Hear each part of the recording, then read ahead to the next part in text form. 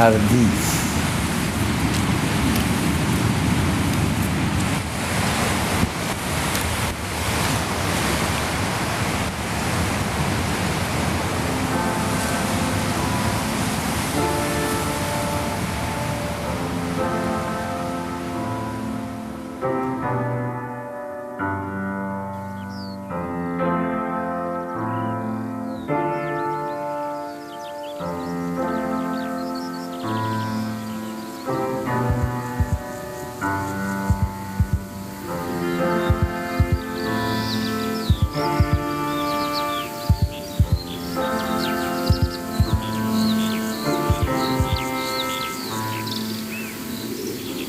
Les Persans pensaient que le paradis est sur la terre.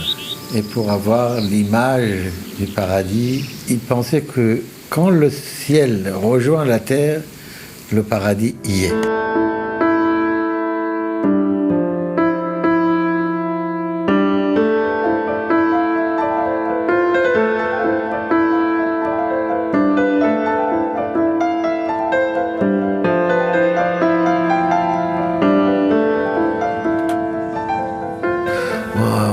Ils sont venus me chercher à Paris pour aller là-bas, de faire un grand hôtel. C'est le rêve d'un architecte, hein, de faire un hôtel 400 chambres. La côte libanaise, c'est tout petit, hein, 200 km. Ils m'ont fait une balade de 2 jours, tout Liban, toute la côte. J'ai dit, mais c'est pas possible. Ils sont devenus fous. Ils ont construit partout, en haut, en bas. Quand on parle du paradis de nous, c'est des rivières, des arbres, des montagnes. On ne part jamais à un hôtel 4 étoiles.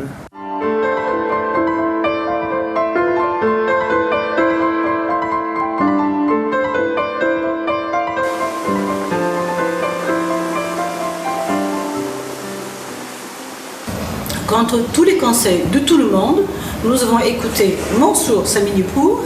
Et nous avons gardé une ligne horizontale. On ne pouvait pas ne pas comprendre pour aimer et réussir. Vous avez compris parce que vous avez aimé. Vous avez aimé parce que vous êtes un homme cultivé. Et sans cette richesse culturelle, il fait que, venant d'Asfahan et étant si parisien, vous ne pouviez pas ne pas réussir. Donc, ensemble, nous avons pu, je pense, nous avons pu créer quelque chose de très beau. Tu nous as guidés à respecter les lieux, de respecter, c'est un site sacré, il faut dire, parce que Byblos, c'est quand même la ville la plus ancienne continuellement habitée. Et à Aide des Saintes, ce que vous avez réussi, c'est laisser cette place à ce paradis, à ce Firdaus. Et qu'est-ce que c'est que le Firdaus dans la culture persane, arabe, musulmane, chrétienne, mondiale? C'est le paradis. On voulait créer quelque chose ici, mais on ne savait pas à qui s'adresser. Et donc, tu es tombé du ciel, tu es tombé chez nous.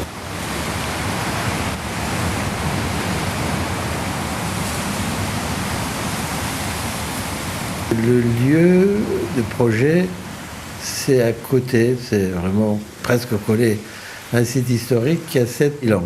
Et c'était les Phéniciens à l'époque ici, et toutes les grandes armées du monde ont passé par ici.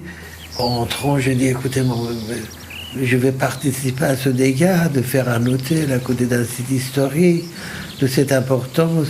J'ai dit, mais je ne peux pas le faire là.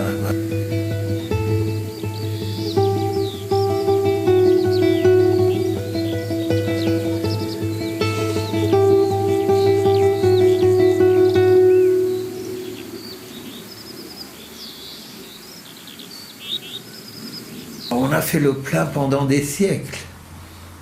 On a construit pour gagner de l'argent, pour faire des hôtels. Bon, on a privé des gens de la vue de la mer. Le seul élément qui est le symbole de vie, c'est le jardin. Parce que, en plantant des arbres, les arbres remplissent le vide, ainsi va la vie.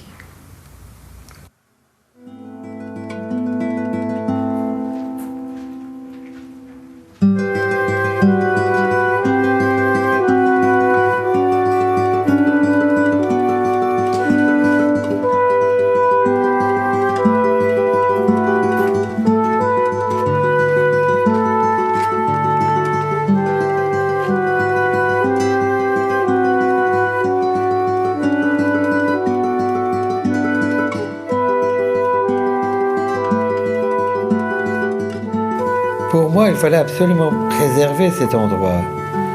J'ai commencé à faire un dessin qui favorisait l'idée de vide, de silence et de lumière, comme dans les jardins persans. La personne qui s'occupait du jardin, il a fait un pépinière, il gardait les arbres, les oliviers. On a tout acheté, on a fait déjà les éléments principaux de la construction qui étaient des arbres. Et une fois que les arbres étaient absolument tout préparés, les plantations pour l'eau, etc., on a commencé le projet.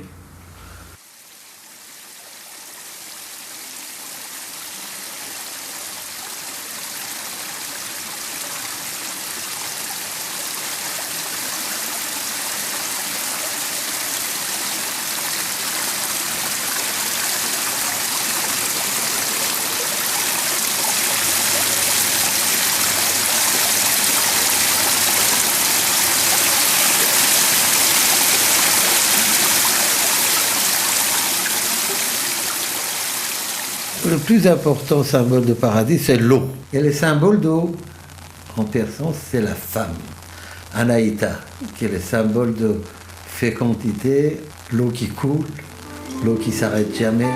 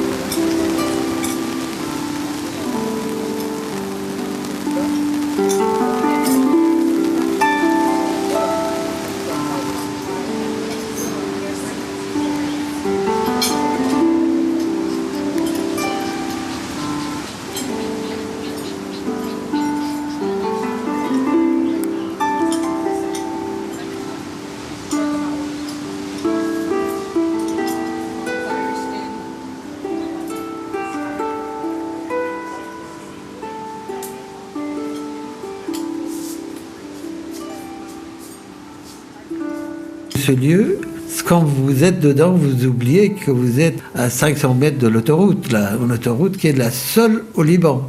Et je voulais couper ce bruit par l'eau. Alors donc, dans ce projet, il y a 7 cascades qui est symboliquement le paradis. Je voulais qu'on oublie tout ce que l'homme a inventé et par contre de présenter tout ce que le Dieu a présenté.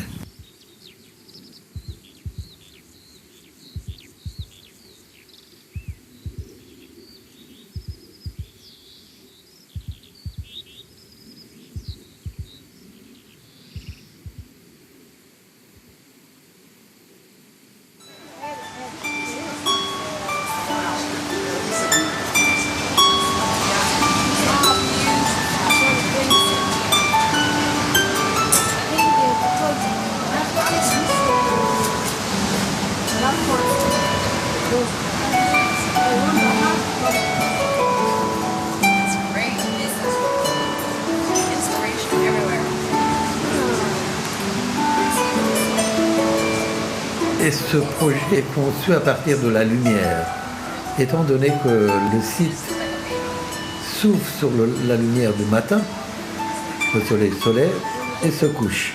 Donc c'est 2 éléments très importants qui c'était de mes 2 fermetures de ce paradis. Le plus important d'un n'importe quel site au bord de la mer, c'est le coucher de soleil.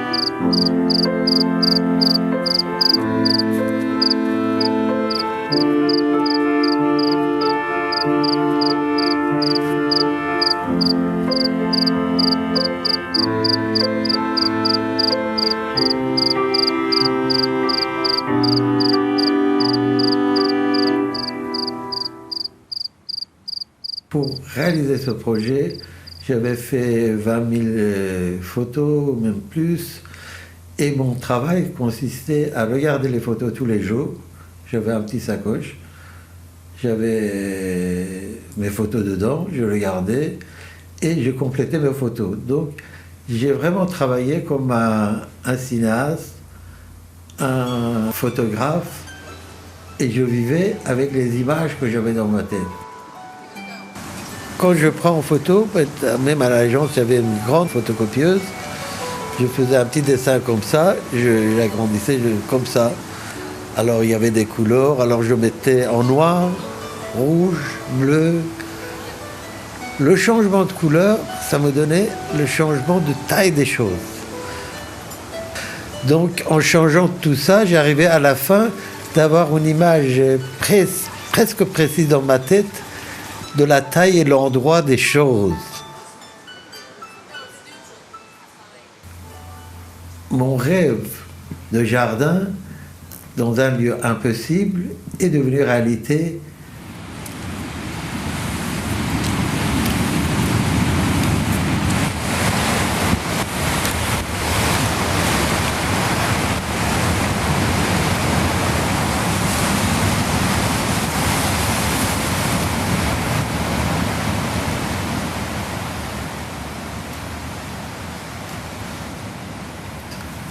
Et il fallait que je trouve un mode de construction qui soit applicable pour tout le monde, qu'on ne puisse pas le changer.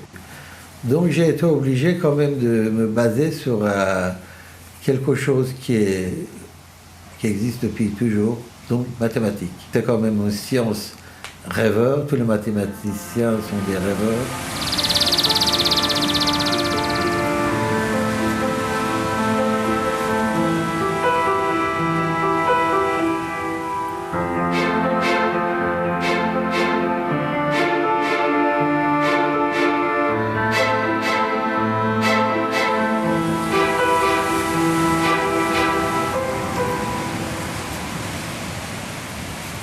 À n'importe quel endroit de ce lieu, on peut voir l'autre, mais en même temps on peut se cacher. Ça veut dire que c'est l'endroit ouvert et fermé. On a utilisé les deux fermetures qui est la mer et les montagnes pour montrer une autre manière du paradis. Ça veut dire au lieu d'être clos, il est ouvert.